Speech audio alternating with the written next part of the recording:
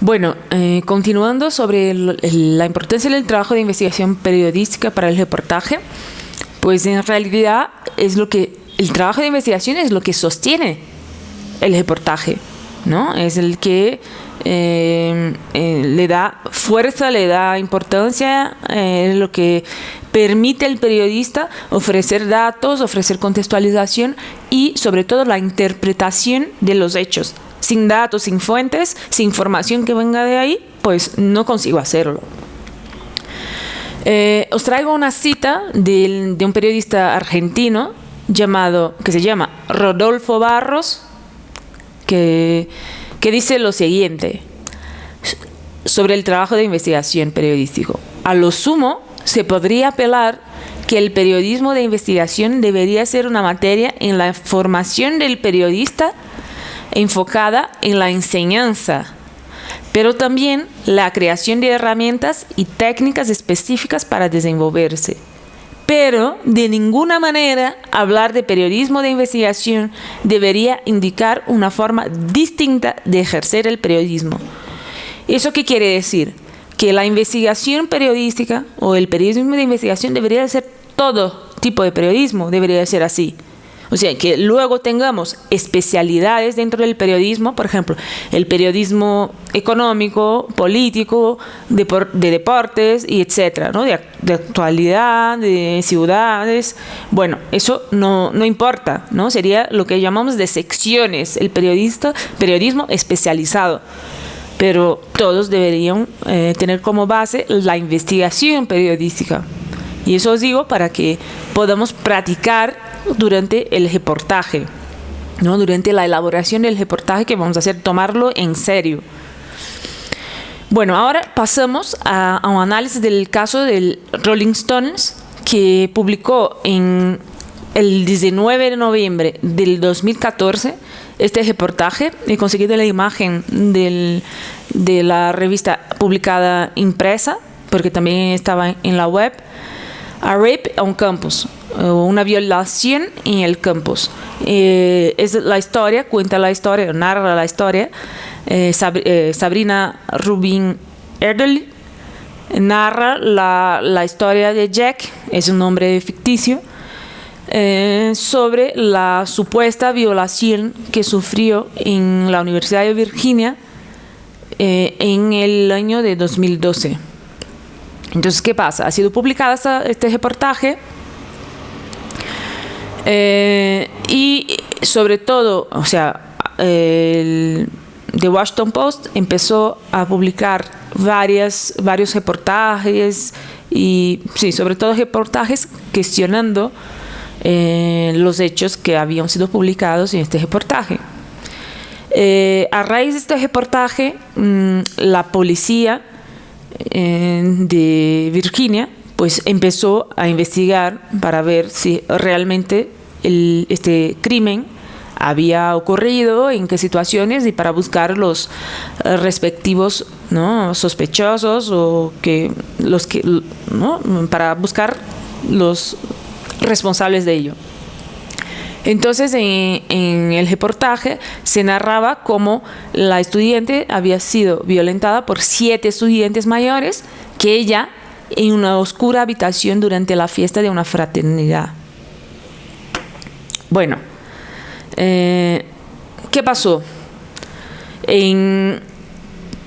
A raíz de los cuestionamientos realizados sobre todo por The Washington Post, la revista Rolling Stones, o sea, solicitó un estudio a la universidad, a la escuela de periodismo de la Universidad de Columbia. Entonces, imaginaros que a finales de marzo del 2015, la Universidad de Columbia pues publica un informe apuntando los errores de la periodista Sabrina Erdely, que había tenido ella, no solo ella, sino sus editores también, durante el proceso de investigación periodística. Y el 5 de abril del 2015, la revista Rolling Stone sustituye el artículo, ¿no?, el reportaje que había sido publicado por Sabrina por el informe de 12 páginas hecho por la universidad, por los expertos de la Universidad de Columbia. Entonces ahí relata cuál fue el problema, ¿no? ¿Qué pasó en este reportaje? Y claro, hay ahí una nota del editor, o sea, disculpándose de haber causado todo este problema, porque al final hay consecuencias para estudiantes que participaban de estas fiestas, no de esta fiesta en específico, que fueron perjudicados, pues la cuestión de la violencia sexual, que en realidad queda la fuente ahí como la mentirosa. O sea, aunque la historia sea falsa, yo como periodista soy responsable por averiguarlo. Entonces, ¿qué apuntó el informe realizado por la Universidad de Columbia? Pues encontraron errores y vacíos en la publicación. Es decir, sí que hubo fallos, porque yo no me puedo, si no consigo comprobar lo que me está contando una única fuente, pues a lo mejor me tengo que plantear como periodista no publicar. No solo yo que estoy elaborando el reportaje, sino que mi editor o los editores del periódico, ¿no? El informe, titulado Un fracaso inevitable, fue solicitado por la revista a Columbia después de que la veracidad del artículo fuera ampliamente cuestionada, especialmente por The Washington Post. Entonces, en este informe, ¿cuál es la conclusión?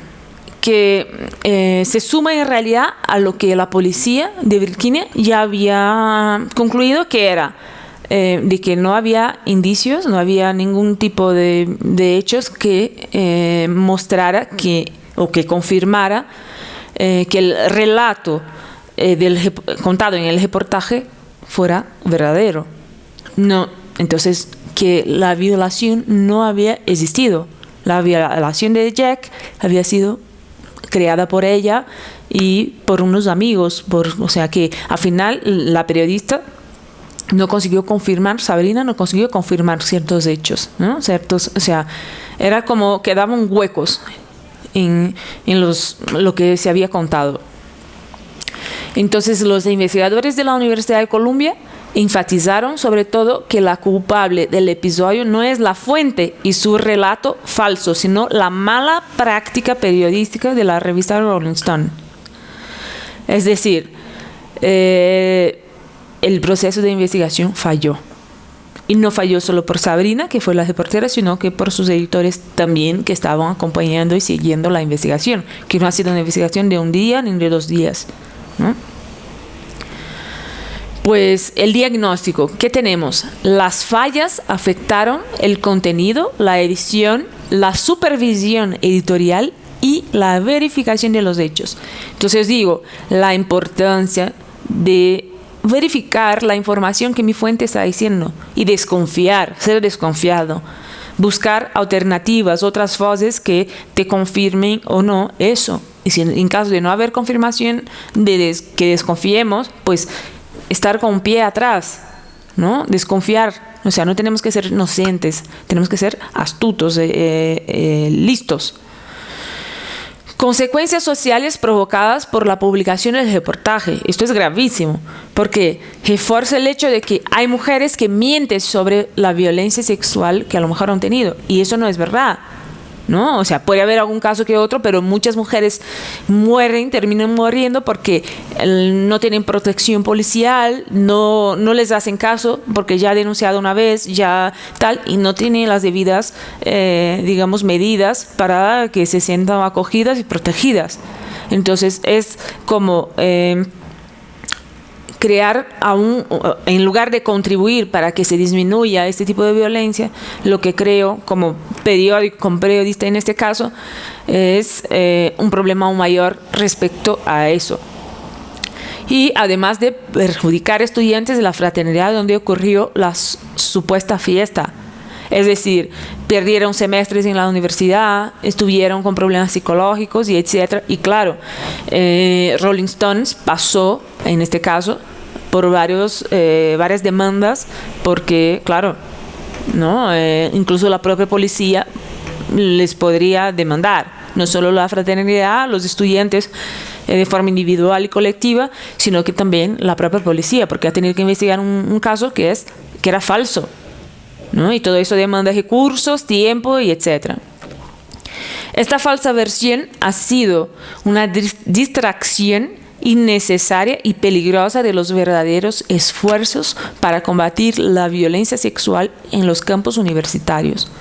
Esto ha sido la conclusión de la policía, ¿no? De Virginia al encerrar esta investigación. Bueno, os dejo el link que podéis acceder al informe completo en inglés que está aquí en esta diapositiva.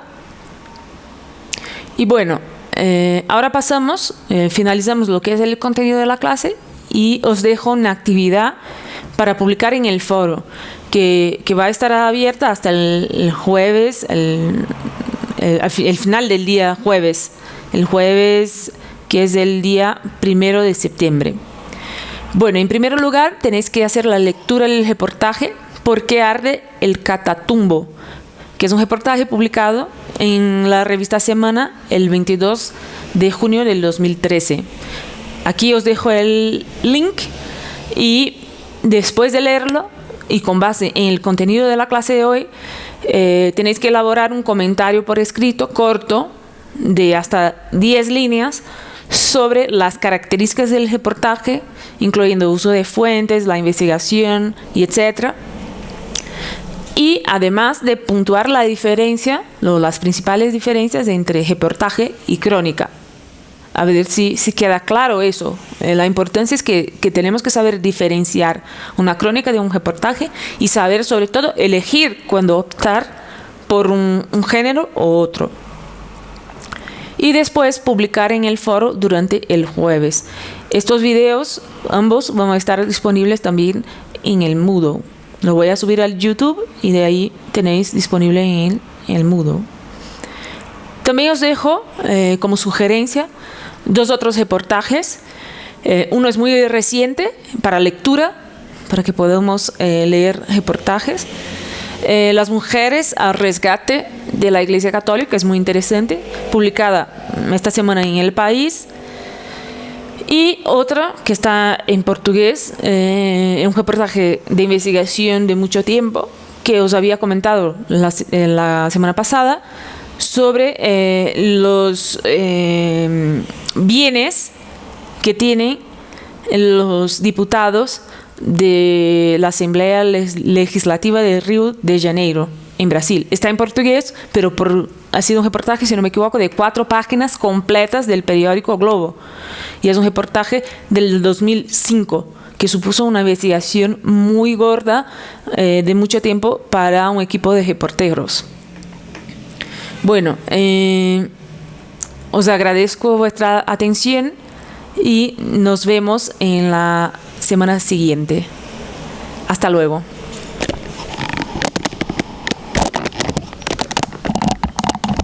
¿Ya?